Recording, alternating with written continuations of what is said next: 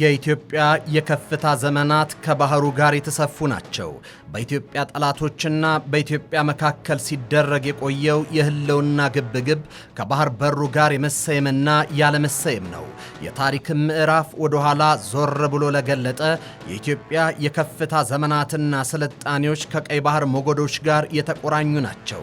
የጠቅላይ ሚኒስትር አብይ አህመድ ኢትዮጵያን ከፍ የማድረግና የባህር በር ባለቤት የማድረግ ራዕይ ከዘመናት የጂኦግራፊና የሰነ ልቦና መነጠል ወጥቶ ሀገሪቱን ወደ ተፈጥሯዊ የጂኦፖለቲካዊ ስፍራ የመመለስ ጥልቅ ስትራቴጂያዊ ንቅናቄ ነው። የጂኦፖለቲካውን ስብራት እንዲጠግግ ከባህር ዳርቻዎች የመነጠል ውልቃቱ እንዲመለስ የጠቅላይ ሚኒስትር የባህር በር ራዕይ ኢትዮጵያን ከከፍታዋ ለመሰየም ባለፉት 7 ዓመታት ተወጥኖ እንቅስቃሴ ሲደረግበት ቆይቷል። ጥያቄው ከዛሬ 2 ዓመት በፊት ይፋ ይደረግ እንጂ ባለፉት 7 ዓመታት የመንግስት ቁልፍ አጀንዳም ሆኖ ሰንብቷል። በህወሓት መራሹ ኢህአዴግ ዘመን ለ3 አስርት ዓመታት ኢትዮጵያ በዙሪያው ባሉ ሀገራት በጎ ፈቃድ ላይ የተንጠለጠለች የባህር በር አልባ የመሆንን ዕጣ ፈንታ እንደማይቀየር የተፈጥሮ ህግ አድርጋ ተቀብላ ቆይታለች። የጠቅላይ ሚኒስትሩ ራዕይ ይህን የስለንቦና እግር ብረት በረ ያይቻልምን የልቦና ውቅር የቀበረም ነው። ትርክቱ ከሰፈር አጀንዳዎች ወጥቶ ቀጠናዊ ተጽዕኖ ፈጣሪነትን ወደ ማረጋገጥና የኋላይ መብትን ወደ መጠየቅ የተሸጋገረበት ታሪካዊ የመታጠፊያም ነጥብ ነው። የባህር በር ጥያቄው ኢኮኖሚያዊ ሉዓላዊነትን ከማረጋገጥ ባሻገር ብሔራዊ ክብርን የሚመልስም ነው። ኢትዮጵያን ከፍ የማድረግ ጽንሰ ሐሳብ ያለ ጠንካራና ነፃ ኢኮኖሚ እውን ሊሆን አይችልም። ከ120 ሚሊዮን በላይ ህዝብ ያላት ግዙፍ ኢንዱስትሪና የግብርና እምቅ አቅም ያላት ሀገር በአንድ ወይም በሁለት የባህር በሮች ላይ ብቻ ጥገኛ መሆኗ የህልውና ስጋት ነው። የባህር በር ራዕዩ የሎጂስቲክስ ወጪን ከመቀነስ ባለፈ ሀገሪቱ በዓለም አቀፍ የንግድ መድረክ ላይ ያላትን ተወዳዳሪነት የሚያጎለብት የኢኮኖሚ ሉዓላዊነቷን የሚያረጋግጥና የህዝቧን ክብር የሚመልስ የብልጽግና ማማ ነው። ይህ ራዕይ የቀጠናዊ ሚዛን ፈጣሪነትና የደህንነት ዋስትና ነው። የአፍሪካ ቀንድና የቀይ ባህር ኮሪደር የዓለም ልዕለ ኃያላን ሀገራት የፍልሚያው ድማ በሆነበት በዚህ ዘመን ኢትዮጵያ ከባህሩ ርቃ የብሔራዊ ደህንነቷን ማስጠበቅ አትችልም። የባህር በሩ ራዕይ ጠንካራ የባህር ኃይል የመገንባትና በቀይ ባህር የደህንነት ፖለቲካ ላይ ተሰሚነት ያለው ውሳኔ ሰጪ መሆን ሰፊ ስትራቴጂያዊ አካል ነው። ይህ አካሄድ ኢትዮጵያን የቀጠናው የሰላምና የኃይል የሚዛን ግብግቡ ሚዛን ጠባቂ እንድትሆን ያደርጋታል።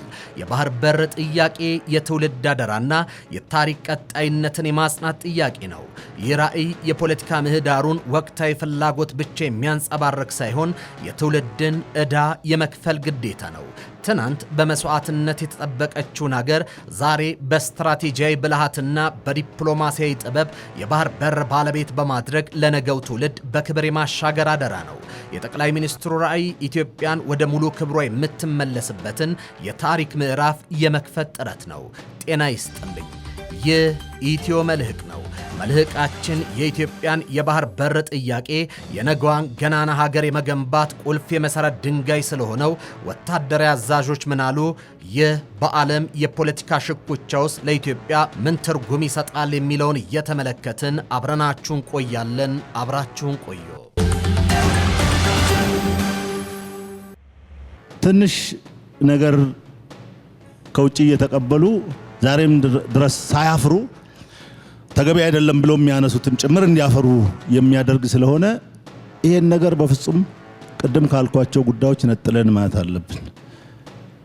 ሃይማኖት፣ ብሔር፣ ጎሳ፣ ፖለቲካ ሊኖር የሚችለው ሀገር ስትቀጥል ነው። የባህር ጉዳይ የህልውና ጉዳይ ነው ማለት የመኖርና ያለመኖር ጉዳይ ነው ማለት ነው። የኢትዮጵያ የባህር በር ራዕይ መሰረታዊ ምሰሶ የጋራ ብልጽግናና ሰጥቶ መቀበል ላይ የተመሰረተ ነው። ይህ አካሄድ ኢትዮጵያ በታሪካዊና ጂኦግራፊያዊ ምክንያቶች ያጣችውን የባህር መውጫ የጎረቤት ሀገራትን ጥቅምና ሉዓላዊነትን ያከበረ ጥያቄ ነው። ጥያቄው የጋራ ተጠቃሚነትን በሚያረጋግጥ ዲፕሎማሲያዊ መንገድ የመፍታትም ጥረት ነው። ኢትዮጵያ የምታቀርበው የባህር በር ጥያቄ በጉልበት ወይም በወረራ ሳይሆን ለቀጠናው ሀገራት የሚተርፍ የኢኮኖሚ አማራጭ በማቅረብ ላይ የተመሰረተ ነው። ይህ ጥያቄ የኢትዮጵያ ግዙፍ ፕሮጀክቶችን ጭምር ድርሻን የማቅረብ እውነትን ለአብሮነትና ለጋራ ተጠቃሚነት ሲባል የተሰጠን ስፍራም የሚያሳይ ነው። ከዚህ ባሻገር የኢትዮጵያ የባህር በር ባለቤትነት ጥያቄ መተባበርን መሰረት ያደረገ ነው። ይህ መርህ የባህር በር ባለቤት የሆኑ ሀገራት ከኢትዮጵያ ግዙፍ ገበያና የኢንዱስትሪ ምርት ተጠቃሚ እንዲሆኑ በማድረግ በመካከላቸው ያለውን ጥርጣሬ ወደ ስልታዊ አጋርነት ለመለወጥ ያለመም ነው። በታሪክ መም ላይ ወደ ኋላ ለተጓዘና ታሪክን ለተመለከተ የባህር በር ጥያቄ የግጭት መንስኤ ሳይሆን የትብብር መድረክ ሆኖ ታይቷል። ቦሊቪያና የቺሊ የባህር በር ጉዳይ ባይቋጭም በሁለቱ ሀገራት የተደረሰ ስምምነት ግን ባህር በር ላይ መተባበር እንደሚቻል ማሳያ ነው። ታሪክ እንደሚያስረዳን ቦሊቪያ በ19ኛው ክፍለ ዘመን በፓሲፊክ ጦርነት የባህር በሯን ብታጣም በቀጣይ ዓመት ከቺሊ ጋር ባደረገችው ድርድር በቺሊ ወደቦች ማለትም እንደ አሪካና አንቶፋጋስታ ላይ የቀረጥ ነፃና የሉዓላዊነት መተላለፊያ መብት አግኝታለች። ምንም እንኳ ጥያቄው አሁንም ቀጣይነት ቢኖረውም በንግድ ረገድ ቦሊቪያ የራሷን የጉምሩክ አስተዳደር በቺሊ ምድር ላይ እስከማቆም የደረሰ ሰላማዊ የትብብር ስምምነት አላት። የፖላንድና የጀርመን ስምምነትም ሌላኛው የባህር በር ላይ የተደረገ ስምምነት ነው። ከአንደኛው የዓለም ጦርነት በኋላ ፖላንድ የባህር በር እንዲኖራት የዳዚንግ ኮሪደር ተፈቅዶላት ነበር። ምንም እንኳ የታሪክ ውስብስብ ቢሆንም በዘመናዊ አውሮፓ ግን ሀገራት በሰጥቶ መቀበል መርህና እንደ አውሮፓ ህብረት ባሉ በጋራ የንግድ ቀጠና ስር ሆነው ያለ ድንበር ገደብ ወደ ባህር የመድረስ መብታቸውን አረጋግጧል። ሌላው የዲሞክራቲክ ሪፐብሊክ ኮንጎና የአንጎላ ስምምነት ነው። ኮንጎ ግዙፍ ሀገር ብትሆንም ወደ አትላንቲክ ውቅያኖስ የምትደርስበት ጠባብ መተላለፊያ አላት። ይህ መተላለፊያ በዲፕሎማሲያዊ ድርድር የተገኘ ሲሆን ሀገሪቱ ከአንጎላ ጋር ባላት የድንበር ስምምነት የባህር ላይ ዘይት ፍለጋና የንግድ እንቅስቃሴን በጋራ ተጠቃሚነት መስረታ ታካሂዳለች። የጠቅላይ ሚኒስትር አብይ የባህር በር ራዕይ ኢትዮጵያን የታነቀች ሀገር ስነ ልቦና የሚቀይር ነው። ይህ ጥያቄ በሰላማዊ መንገድ በኢኮኖሚያዊ ትስስርና በጋራ ጥቅም ላይ ተመስርቶ መቅረቡ ለቀጠናው ሰላም ብቻ ሳይሆን ለአፍሪካ ቀንድ ብልጽግና አዲስ ፋና ወጊ አካሄድ ነው። ኢትዮጵያ የምትሰጠው የኢኮኖሚ ጉልበትና የምትቀበለው የባህር በር መዳረሻ የቀጠናው ሀገራት አብረው እንዲያድጉ የሚያደርግ ነው። ይህ አካሄድ በሰጥቶ መቀበል መር የጸና ፍጹም ሰላማዊና የአብረንን በልጽግ የትብብር ጥያቄ ነው። ዳግም አድዋዎች በኢትዮጵያ እየተመዘገቡ አሉ። ህዳሴ ግድብ፣ የጋዝ ጉዳይ፣ የከተማ ልማት፣ እርሻ፣ እነዚህ ነገሮች እየተመዘገቡ ናቸው። ኢትዮጵያ በእርሻው ረገድ አሁን በምግብ ራስን የመቻል ይሄ ፉድ ሴኩሪቲ አይነት ስራ ሳይሆን እየሰራች ያለችው ፉድ ሶቨርኒቲ ነው። ፉድ ሶቨርኒቲ ማለት ራስህ አመርተህ ራስህ ተጠቅመህ ራስህ መመገብ መቻል ነው። ፉድ ሴኩሪቲ ገዝተህም ኢንሹር ማድረግ ትችላለህ። እነዚህ የተመዘገቡ ድሎች ከዚህ በላይ መመዝገብ ይችሉ ነበረ። የባህር በር ቢኖረን ኖሮ እጥፍ ማደግ እንችል ነበረ። አቀጭጮናል፣ ወደ ኋላ ጎትቶናል። ጥያቄው በታዋቂው የተውኔት ጸሐፊ በዊሊያም ሼክስፒር አገላለጽ የመሆንና ያለመሆን ነው። የመኖርና ያለመኖር የህልውና ፈተና በዓለም ባሉ የባህር መተላለፊያዎች ላይ የመተንፈስና ያለመተንፈስ ጉዳይ። በዓለም አቀፍ የጂኦፖለቲካ ስሌት ውስጥ የባህር በር የአንድን ሀገር የኢኮኖሚ ስርና የደህንነት ዋስትና ነው። ከ100 ሚሊዮን በላይ ህዝብ ያላት በአፍሪካ ቀንድ ቁልፍ ተዋናይ የሆነች ኢትዮጵያ ያለ ባህር በር መቅረቷ በዘመናዊው የጂኦፖለቲካ ታሪክ ውስጥ ትልቅ ስትራቴጂያዊ መዛባትን ያስከተለ ክስተት ነው። የባህር በር ማጣት እያንዳንዱ ኢትዮጵያዊ በዓመት 35,000 ብር ድረስ የሚከፍልበት ስውር ግብር ነው። ኢትዮጵያ ከ90% በላይ የሚሆነውን የገቢና የወጪ ንግዷን የምታካሄደው በጅቡቲ ወደብ በኩል ነው። ለዚህም በየዓመቱ በቢሊዮን የሚቆጠር ዶላር ለወደብ ኪራይና ለትራንዚት አገልግሎት ትከፍላለች። ይህ ከፍተኛ የውጭ ምንዛሪ ፍሰት የሀገሪቱን የኢኮኖሚ እድገት በእጅጉ ይጎትቷል። የባህር በር ከኢኮኖሚያዊ ጫናው ባሻገር የብሔራዊ ደህንነትም ጉዳይ ነው። ቀይ ባህርና የባበል አልመንደብ የዓለም አቀፍ ንግድ መተላለፊያ ቁልፍ ቾክ ፖይንት ናቸው። በዚህ ቀጠና ላይ ያለ የዓለም ልዕለ ኃያላን ሀገራትና የመካከለኛ ምስራቅ ተዋናዮች የጦር ሰፈር ገንብተዋል።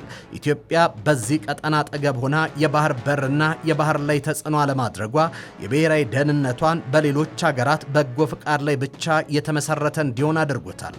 በኋላ የሚደረግ የደህንነት ስጋትን ለመከላከልና በቀጠናው ጉዳዮች ላይ ተሰሚነት ያለው ውሳኔ ሰጪ ለመሆን በቀጥታ ከባህሩ ጋር መገናኘትም የግድ ይላል።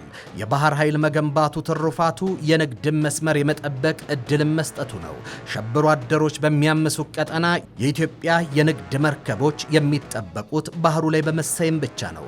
እንዳልፈሬድ ታየር መሃን ያሉ ታላላቅ የስትራቴጂ ምሁራን የአንድ ሀገር የኢኮኖሚ ጥንካሬ ከባህር ላይ ያለ ንግድና ያንን ንግድ ከሚጠብቅ የባህር ኃይል ጋር የተቆራኘ ነው ይላሉ። ኢትዮጵያ እያደገ የመጣውን ዓለም አቀፍ ንግድን ከሽብርተኝነት፣ ከባህር ላይ ዘረፋና ከተቀናቃኝ ኃይሎች ጥቃት ለመጠበቅ አስተማማኝ የባህር ኃይል ማቋቋም ያስፈልጋታል። ይህ ደግሞ የባህር በር ሳይኖር ሊታሰብ አይችልም። የስነ ህዝብ ግፊት ዲሞግራፊክ ፕሬሸር በፍጥነት እያደገ ላለው የ120 ሚሊዮን ህዝብ የምግብ ዋስትናን ለማረጋገጥ ነዳጅና ማዳበሪያን ጨምሮ መሠረታዊ ቁሳቁሶችን በፍጥነትና በቅናሽ ዋጋ ለማስገባት የባህር በር ጥያቄን በይደር እንዲያደርገውም ያደርጋል። ኢትዮጵያ የጀመረችው የኢንዱስትሪ ሽግግርና የማምረቻ ዘርፍ በዓለም አቀፍ ገበያ ተወዳዳሪ እንዲሆን ፈጣንና አስተማማኝ የባህር ትራንስፖርት አማራጮች እንዲኖሩ ያስገድዳል። ይህ ያለ ባህር በር ባለቤትነት የሚታሰብ አይደለም። ለኢትዮጵያ የባህር በር ማለት ጂኦፖለቲካዊ መልህቅ ማለት ነው። ታሪካዊ ስህተቶችን በማረም ኢኮኖሚያዊ ጥገኝነትን በማስወገድና ቀጠናዊ ውህደትን በማፋጠር ረገድ የባህር በር ጥያቄ ትውልድ ተሻጋሪ የህልውና ጉዳይ ነው። ጠንካራ ብሔራዊ ደህንነትና ሉዓላዊነት ሊረጋገጥ የሚችለው ሀገሪቱ በኋላ ያላትን የተፈጥሮ መብትና የስትራቴጂክ መዳረሻ ስታረጋግጥ ብቻ ነው። ለምንድን ነው ታሪካዊ ጠላቶቻችን የምትሉት? ምን ተፈጠረ ምናምን ብትሉ ሲጀመርም የሄደው በእነሱ ነው። ሲሄድም ውጊያ በመካከላችን እንዲቀሰቀስ የሆነ ሩት ኮስ ሰጥተው እንድንፋጅ ይሄ ነገር እንዲቀነስ እንዲጸነስም ያደረጉት እነሱ ናቸው። አሁንም አገር ቤት በቡድን በፖለቲካ ስም የማይሆን ነገር የማይሆን ትርክት ይዘን የምንፋጀው በምን ጉዳይ ነው? እነሱ በተነሱት ጉዳይ ነው። ምክንያቱም እንዲህ ካላደረጉ በስተቀር ኮንቬንሽናሊ በመደበኛ ጦርነት ስለማይመጡ እንዲህ አድርገው ኢትዮጵያን ደካማ ቀና የማትል ክብር የሌላት ቶሎ እንዳታድግ ወደ ኋላ እንድትቀር ሌሎች ግድቦችን እንዳታስብ ለማድረግ ነው የሚሰሩት። የኢትዮጵያ የባህር በር ጥያቄ የኢኮኖሚያዊ ጥያቄነቱ ተከታይ ነው። የባህር በር ለኢትዮጵያ የህልውና የሉዓላዊነትና የታሪክ ስብራትን የመጠገን ጥያቄ ነው። የኢትዮጵያ ታሪካዊ ጠላቶች ዋነኛ ስልታቸው ግዙፉን ዝሆን ማሰር ነው።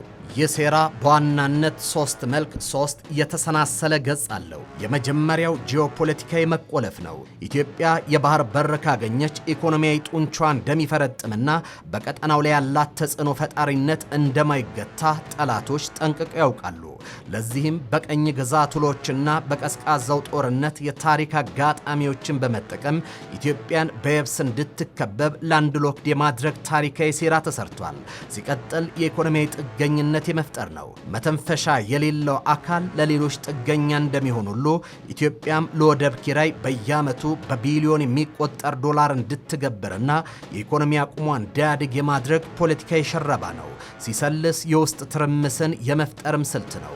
ኢትዮጵያ ወደ ውጭ እንዳትመለከትና የባህር በር ትኩረት ላይ እንዳታደርግ ሁል ጊዜ በውስጥ ጉዳዮች በድንበር ግጭቶችና በርስ በርስ ጦርነቶች እንድትጠመድ ማሴር የታሪካዊ ጠላቶች የዘመናት ተግባር ነው።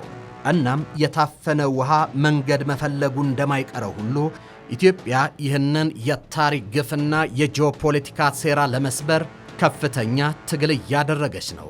ዛሬ ኢትዮጵያ የጠላቶቿን ሴራ ለማክሸፍ የዲፕሎማሲ አድማስን ማስፋትንና አማራጭ ማብዛት ላይ የሰራችው ሥራ ውጤታማ አድርጓታል። ኢትዮጵያ በአንድ ወደብ ላይ ያላትን ጥገኝነት ለመቀነስ የጎረቤት ሀገራትን የጅቡቲ፣ የኬንያ፣ ላሙ፣ የሱዳን ፖርት ወደቦችን ለመጠቀም ሰፊ የኢኮኖሚያዊ ትስስር ዲፕሎማሲ ስትሰራ ቆይታለች። ይህ ጥገኝነትን የመቀነስ የመጀመሪያ እርምጃ ነው። የባህር ኃይልን ዳግም ማደራጀት ስራው የባህር በር ባለቤትነትን የማረጋገጥ እርምጃ አንዱ አካል ነው። የባህር በር በሌላት ሀገር የባህር ኃይልን ዳግም መገንባት መጀመሩ አገሪቱ ወደፊት ለምታገኘው የባህር ላይ ሉዓላዊነትና የቀይ ባህር ደህንነት ቀድማ እየተዘጋጀች መሆኗን የሚያሳይ ጠላቶቿንም የሚያስደነግጥ ነገን የተመለከተ ያሰላሰለና ዘመን ተሻጋሪ እይታ ነው። ከዚህ ባሻገር ኢትዮጵያ ከቀጠናው ሀገራት ጋር በጋራ ማደግ ላይ የተመሰረተ ትርክትን ፈጥራለች። ኢትዮጵያ የባህር በር የምትፈልገው በጉልበት አይደለም። የኢትዮጵያ ፍላጎት በሰጥቶ መቀበል መርህ መሆኑን ለዓለም አቀፉ ማህበረሰብ በማሳየት የጠላቶቿን ኢትዮጵያ ቀጠናውን ልታተራምስ ነው የሚል የሐሰት ፕሮፓጋንዳ እያመከነችም ነው። የኢትዮጵያ የባህር በር ፍለጋ ጉዞ የጨለማን መጋረጃ ቀዶ ለመውጣት የሚደረግ የብርሃን ትግል ነው። ታዛቢዎች ታሪካዊ ጠላቶች የቱንም ያህል በሮችን ቢዘጉ ትልቅ ሕዝብና ትልቅ አቅም ያላት ሀገር ለዘላለም ታፍና ልትቀር አትችልም። በዲፕሎማሲ በኢኮኖሚ ትስስርና በጽኑ አቋም ኢትዮጵያ የባህር ማዕበልን ሰንጥቃ የራሷን የኋላ ኮምፓስ የመያዟ ጉዳይ የማይቀር የታሪክ እውነት ነው በማለት ላይ ናቸው። የተወደዳችሁና የተከበራችሁ የኢትዮ መልሕቅ ቤተሰቦች የዛሬው መልሕቃችን እዚህ ላይ ተጠናቋል። በቀጣይ በሌላ ዝግጅት እስከምንገናኝ በያላችሁበት ሰናይ ጊዜ ይሁንላችሁ።